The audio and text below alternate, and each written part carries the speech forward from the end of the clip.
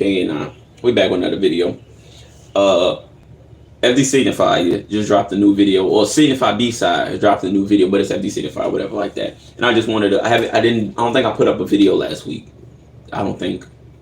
So I just wanted to do something real quick. This is about 9 minutes, so we're just gonna sit here, listen to what he got to say, give our thoughts on whatever he got to say. You understand what I'm saying? Just have the conversation, see what he has to say. Pretty sure he may say some things I agree with. Of course, he might say some things I'll be like, maybe not. Because the thing is, these people, especially like I'm gonna say these people, content creators like FD Signify, they have so much on their plate when they come into writing these scripts and having these discussions. It happens to me sometimes too. I'm not as smart and educated as FD Signify. That's why I try and do my research and stuff like that just to be more informed on certain conversations and stuff like that. I may not always get it right, but even people like him, you're not always going to get it right, or you may just be caught in the moment of a conversation. There's sometimes I'll go back and listen to my videos or listen to my clips and I'm like, damn, that's what I meant to say, or damn, that's the person I was talking about, or damn, like, you know what I'm saying? Sometimes you just be caught in the moment of writing your script or just talking. Certain things slip your mind, or you may say something wrong, or you may forget a name. It happens. You understand what I'm saying? But anyways, so there might be something I'm just like, oh no, that's not right, or right. But for the most part, can hip hop ever be radical again? And I think kind of he means, in a sense, I'm gonna turn it up. I think he really means, the beginning was very much radical in a sense. That's why it was hip hop music is bad. It's the devil's music, this and that, because in its infancy, it was really about speaking up against a system that was tearing down and abusing black and brown people, making music to be the soundtrack of whatever's going on behind the scenes, telling you about the systemic oppression. And not all rap music was that at the beginning, but the basis of it was, we're going to tell you the things they're not telling you through this music. You understand what I'm saying? That's how you get a Public Enemy. You get NWA in a sense, but they kind of lean more towards something else. But the messaging, as far as fuck the police, on the surface it was fuck the police, but the deeper meaning was the police are harassing us in our places and we're not doing anything. You understand what I'm saying? You even get Big L. This was in the 90s. I want to say, when was the Lifestyles of Poor and Dangerous? 94, 95? I can't remember. Lifestyles of Poor and Dangerous. There's a song by Big L called Fed Up. Is it Fed Up? But it's basically everything that he says in that song applies to today, about, you know what I'm saying, just the things that's just going on that he talks about. And I can't really say it because then people going, but he talks about police brutality. He talks about racism and taxi cabs not stopping because I'm black, and this and things going on. That was the basis and the root of what everything was, and it's slowly just been faded out, watered down, or whatever like that. So now it's bad to talk about this. You better be talking about that. You ain't talking about bitches. You ain't talking about money. You ain't talking about killing a nigga. You ain't talking about this and that. We don't want to hear it. And that's the exact opposite of what it was back in the day. You understand what I'm saying? But anyways, let's get into this. Let's see what FD got to say. Days ago at time of recording, I did a talk. I'm about to get ready for the gym, by the way. So after this video, head to the gym. I got food right here. But that's why I'm. Which is, by the way, where one professor Sai teaches hip hop and French. It's dope. It's really an experience. People drove hours to see me, which is like humbling and wild. I'm thankful and appreciative. And it was also just a good time. And it was about hip hop masculinity and a bunch of other stuff. But rambling, one question came up about like the true nature of hip hop and who owns it and who is served by hip hop the most. And my answer to that question was basically, sadly, the worst people possible. You might think that the recent resurgence of effort and artistic vision ushered on by people like Kendrick Lamar and Doechii means that hip hop is changing. But it doesn't necessarily mean that the total reality of hip hop is really any different than what the media has been for the last 20, 30 years. It's still very much beholden to corporate interests, and it's very much. The thing is, like, with this whole hip hop is changing now conversation, is people is running from it. Like, there were people that were consistent dropping music and stuff like that, and then now that a little bit of spotlight is on artists that actually care about their art, people are afraid to pop out, or people want to sneak this or say sly things about those people. You can't say, like, I didn't watch the full Young Thug interview, which I might do a video reacting to that Young Thug interview. I didn't watch it yet, but I seen a couple of clips. But you, in one breath, you're gonna say, I don't believe nobody makes bad music. I think everybody has their own way of expressing themselves, which I agree with that 100%. Kinda. I'm gonna say 100%. I agree with that 75% because some people do make bad music. You understand what I'm saying? And music that just shouldn't exist. But you can't say that and then kind of like downplay. Oh, I don't know what he was talking about. I don't know where he was going with bringing up Drake's relationship with Atlanta rappers or whatever like that. Like, I'm pretty sure the conversation Kendrick was having was a conversation that was being had behind the scenes. Because the conversation Kendrick was had about Atlanta, people have the same conversation about Drake in Canada. So for it to resonate, for people to feel like he only uses Canada to find new people to write for him, and he only uses Atlanta to find people to make hits for him or to collab with to help him make hits or to buy the style and the swag from, it's the same conversation. But I guess for some reason, certain people in Atlanta, because some people understand it, certain people in Texas understand the conversation that Kendrick was trying to have. But some people in Atlanta, Young Thug, I feel like I heard somebody else say this exact same thing. Was it Lil Baby? I think, where they're looking at it more like, why are you speaking on my name? This beef is between y'all, and not looking at it the bigger picture of y'all are being exploited. But I guess some people are cool with being exploited, and that's fine. But don't get mad at somebody for saying, "Hey, you know you're being exploited." I was watching FD Signify video yesterday, and he was talking about the exploitation of athletes, and it's basically the same in music. We find people with a little talent, we build them up to be these big stars, and we take all the resources and the money and all their time and energy away from them and leave them with nothing once their career falls off. Exact same thing. You understand what I'm saying? So for people to not kind of understand that that's music works like sports in that aspect, I guess they don't care that much about themselves, or I guess about their people. You know what I'm saying? It's radical edge that it kind of hasn't had for like. I don't know why it sounds so low. And who is served why this video sounds so low? My answer to that question was basically, sadly, the worst people possible. You might think that the recent resurgence and wild, I'm thankful and appreciative, and it was also just a good time, and it was about hip-hop masculinity, a bunch of other stuff. But rambling, one question came up about like the true nature of hip hop and who owns it and who is served by hip hop the most. And my answer to that question was basically, sadly, the worst people possible. You might think that the recent resurgence of effort and artistic vision ushered on by people like Kendrick Lamar and Doechii means that hip hop is changing, but it doesn't necessarily mean that the total reality of hip hop is really any different than what the medium has been for the last 20, 30 years. It's still very much beholden to corporate interests, and it's very much lost its radical edge that it kind of hasn't had for like 30, 40 years now. I spoke on this back in one of my old videos where I basically said that once Run DMC signed a deal with Adidas, the game was over and corporatism had won hip hop. But at least early on, there was a lot more room for radically political hip hop music that snuck through the door before the corporations fully understood what was happening. You had people like Public Enemy, Rage Against figures then and now. Radical politics. I'm thinking of Mortal Technique and Brother Ali Black. I'm thinking of Mortal Technique and Brother Ali Black.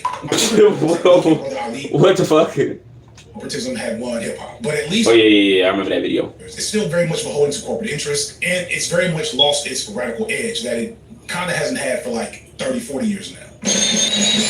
I spoke on this back in one of my old videos where I basically said that once Run DMC signed a deal with Adidas, the game was over and corporatism had won hip hop. But at least early on, there was a lot more room for radically political hip hop music that snuck through the door before the corporations fully understood what was happening.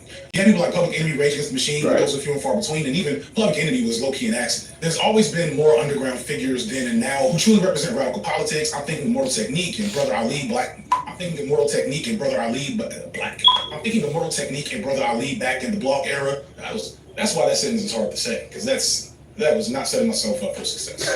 Back in the blog era. And Brother Ali back in the blog era. Today, to a minimal extent, maybe you could say JPEG Mafia if you stretch a little bit. But I'm more impressed with mostly unknown figures in the current hip hop landscape like Skip Coon and Infinity Knives. Infinity Knives, in fact, just released their second album. I talked about them a while back. They're like basically what if Death Grips was a bit more accessible, which is good for me because shout out to Anthony Fantano. I never got into Death Grips. I tried.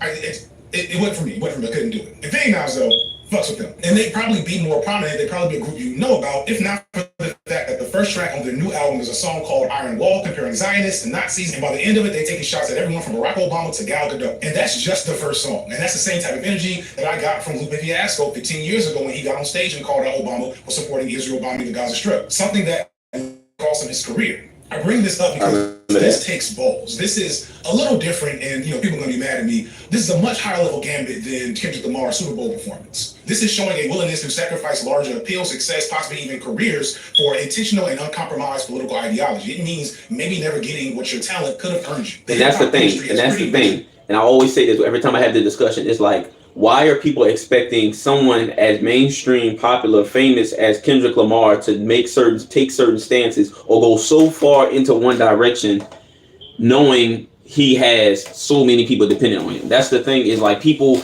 don't. When you get to a certain amount of success, there's risk you have to take because you're feeding more than yourself. You know what I'm saying? Kendrick is known as just being somebody that take care of a lot of people, a lot of different families or whatever like that. Like, he don't publicize whatever like that, but people will say, yeah, he do good by his people. So for somebody to have that much on him, for him to, I wouldn't say for him to take a certain stance as a certain radical stance on a big platform like that would be selfish, but it would be potentially hurting the people outside of yourself. You understand what I'm saying? So whenever people go on these rants and be like, Kendrick Lamar, he didn't do this, Kendrick Lamar didn't do that, J. Cole didn't do this, J. Cole didn't do that. I'm like, y'all realize y'all asking for people with more on the line than most people to do things that can sacrifice everything and everyone that they have just to make a stance to make you happy. You happy. You're the one that believes in these things. You're the one that wants to fight for these things. Just because you feel like the artist that you listen to may coincide or agree with certain stances that you take, don't mean that they should throw things on the line and you can just be on Twitter complaining that they ain't putting everything on the line. You got to do something too. If you're not making moves, there is no movement without movement. I always say there is no movement without movement. So for you to expect someone else to move and you won't move yourself, but you're just wasting time. Each individual person can make a change. You can't just expect, oh, he has a big platform, he should do this and do that. Expect him to just put everything he has on the line down to make you happy. Only you. Because guess what? There's going to be somebody on the opposite side that's going to say, why did he do that? That was a bad idea.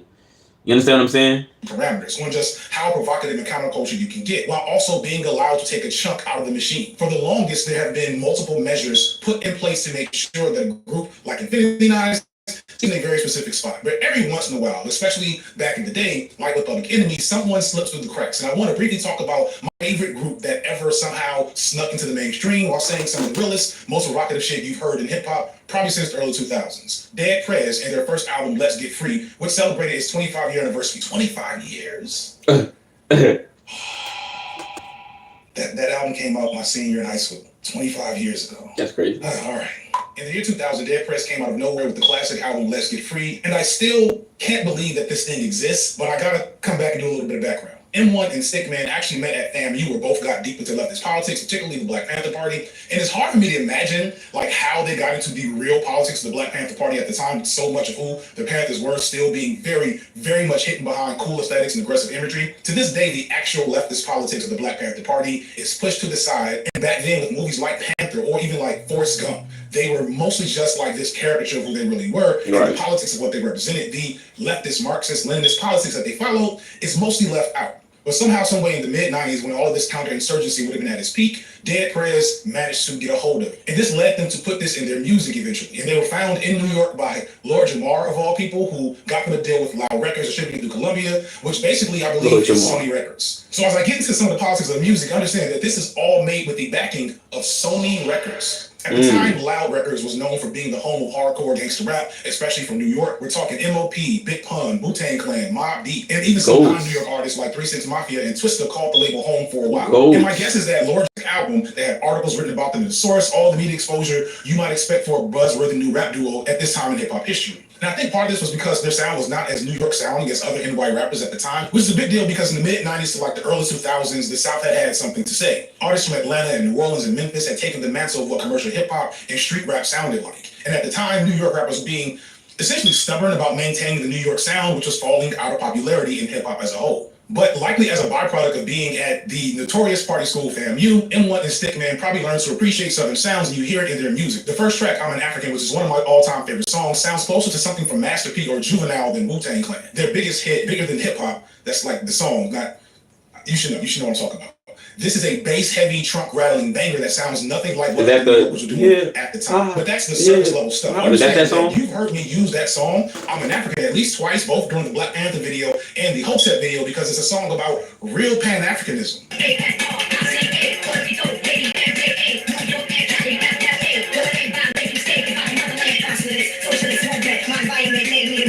I'm not going to do a full analysis of the entire album. I'm sure that the analysis exists somewhere, but understand. I believe it is that song. It is topics that were taboo even for I think that is the song. It's truly revolutionary work. I remember being in high school and this being the first time I had ever heard a Black person use the word socialist and identify as such in a positive manner. I remember going to college in the mornings where I wasn't feeling, being in school. Their song, They Schools, which is an anthem about how schools indoctrinate us, that was on heavy rotation. How this was being heavily promoted in mainstream hip hop media by Loud Records and by proxy Sony. They got the full album rollout treatment, and they were definitely pretty successful, cracking the top 100 hip hop list. The album was critically acclaimed. Dave Chappelle even used their music as the intro for his show for several years, but they also paid the price for slipping through the cracks and being that radical on their records. Loud Records went defunct, and they got fully absorbed into Columbia and Sony, and troubles ensued. Their second album was shelved for 2 years, allowing their buzz to fizzle, and eventually it was released with minimal promotion. And in many ways, that was low-key the end of their relevance in the mainstream. They've managed to pop up here and there with other media projects, including a documentary on the Stars Network, but that was it. And this is why a lot of artists and even YouTubers will be very careful in how they engage with radical sentiment in their music and art, and why I will remain critical and even skeptical of some of my favorite rappers when they talk that game, because the reality is to truly talk that game and play it means putting it all on the line, and then crossing that line. Exactly. It's something I balance myself. And that's kind of what I was saying. Is like, to constantly expect people of a certain ilk, or not certain ilk, but a certain status to be willing to put everything on the line for something is a lot. You're going to be disappointed every single time. I'm not running to a Kendrick, I'm not running to a J. Cole expecting them to really go into deep detail and really be like, fuck the system, this and this and that. I expect them to be very surface level because they don't want to go too far where they can hurt the businesses and hurt the families that they're taking care of. I'm just not expecting that from them. I'm not going to be on social media complaining that, oh, you didn't talk about this and you didn't talk about that. You understand what I'm saying? If you're going to be surface level, that I understand why, because you can't go that deep into it. Now, if you do take that chance every now and then that's cool. My critique is always going to be on somebody that constantly pulls from it and never even talks or mentions or speaks on certain issues like that. Never even makes it seem like it's a part of the world that they live in. And that's where I'll have an issue with you. That's why I'm going to be like, hey, why you don't talk about this? Not saying everybody has to talk about it. But if you want to be taken seriously, if you want to be, deemed the greatest in our culture, there's certain things you do have to speak on. Jay-Z has bars where he speaks on certain things about oppression and slavery and this and that. He's going to talk about them. He's not going to use slavery as a joke. He's not going to use it as a punchline. He's going to have something to say about it. Even the same with 50 Cent. America really got a thing for this gangster shit. Like talking about how America fetishizes the hood gangster lifestyle. It just got to be little lines that let us know, okay, you know what's going on. That's all you got to give us when you're on a certain level. If you want to get deep into the radical and this and that, then that's you, but you know where you stand when it comes to mainstream. Like you said, what happened to Lupe Fiasco. But if you never even do something clever in that type of way, man, I don't want to hear none of that shit, bro. To be skeptical of me at all times. And that's why I have so much respect for those artists, those rappers and others who did see that line and break right through it, like the Dead Prez or Nina Simone or Infinity Knives. Hip-hop is still a genre that enlarges radical thought, is still capable of being incredibly provocative and challenges the system and the status quo, but we can only maintain that status by remembering the true extent of what truly challenges the system in our art and what that looks like versus art that kind of plays into the same aesthetics but doesn't quite measure up to what the real radical art is putting on the line. So while I love those artists who do keep the culture and the energy alive, I have to pay my full respect to those who sacrifice their careers to make the real statement. I'm Kxng Signifier, and this has been light work. And that's the thing too, is like, I don't ever want to cross that line of, oh, you're a fake activist, you're a fake this and that, because that's the rhetoric is, people say, if you don't go way across the line, if you don't sacrifice your entire empire, your entire legacy, your entire friends and family's well-being for something that I believe in, then you're a fake activist. But you, the person speaking, will never do the same thing. You wake up every morning, and you're gonna go to that 9 to 5 job that's run by a person that you think is racist, but you're just gonna let it slide because they pay your bills. You ain't gonna stand up to them. You're not gonna sacrifice your job. You're not gonna sacrifice feeding your family to speak or to stand up for something. You're not. So to have these exact same expectations on celebrities to do something that you won't even do at your job, you won't even stand up. You might not even stand up to your grandma if she on some nonsense.